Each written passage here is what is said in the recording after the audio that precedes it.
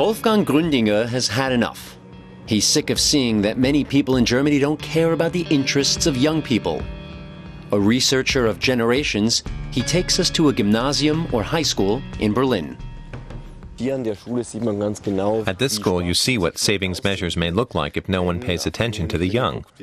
There are construction fences. The buildings are deteriorating.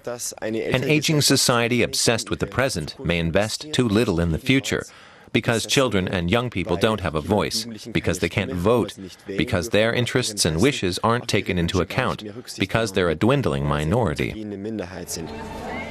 Germany already has 20 million pensioners today. 20 million voters who give their votes to the party that seems to represent their interests. Young people are becoming a minority. Florian Bernschneider knows what that means. He is the youngest delegate in Germany's parliament, the Bundestag. A member of the Free Democratic Party, he fights for young people's rights. Young people have to express their opinions more loudly. I'm the youth policy spokesman of my parliamentary party, and most of the mail in my mailbox is from people over 50. Younger people have to get more involved in politics, or else how can we represent them? And the cohort of young Germans continues to shrink. The number of children born in Germany has been falling for many years. Almost 1.4 million Germans were born in 1964, more than in any other year.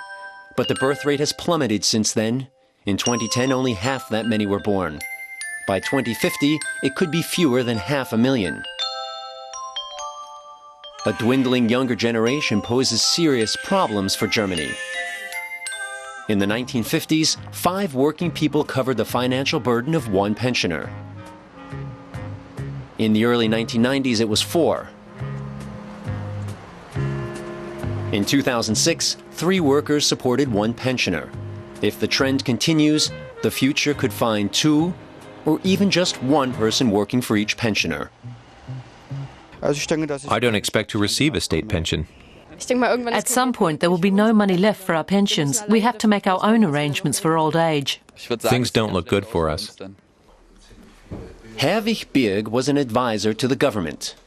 In the 1970s, he was already warning that Germany faced a huge problem. But no one listened to him. After doing nothing for 40 years, all we can do now is try to hold our heads up and get through it.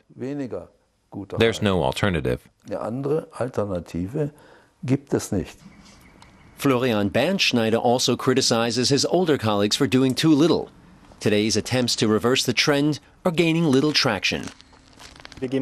We spend huge sums of money for family policy measures. I agree with those who say the results are disappointing. We have to rethink this and find a way to improve these family policy measures. If the aim is to increase the birth rate, I see no chance of success. A constantly aging population requires increased funding for pensions, but also for health insurance and nursing care. And less remains for the young. Think of Germany as a rowboat. The number of rowers is dwindling every decade, while the number of older passengers who don't row is growing. The boat gets slower and less maneuverable and is exposed to the weather. That's the situation. We lack rowers. And the young rowers are beginning to realize it. In 2009, students all over Germany took to the streets to demonstrate for more money for education.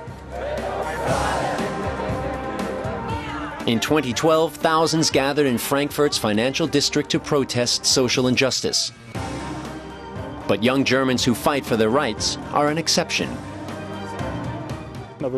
I'd like to see young people engaged in the process of their political interests. We have to be loud, colorful, we have to be radical, we have to go to the streets and into the parties and struggle for our rights. Wolfgang Gründinger is hoping for a youth revolt, not against older people, but for better prospects for the future. Because only well-educated young people will be able to take care of an ever-increasing population of their elders.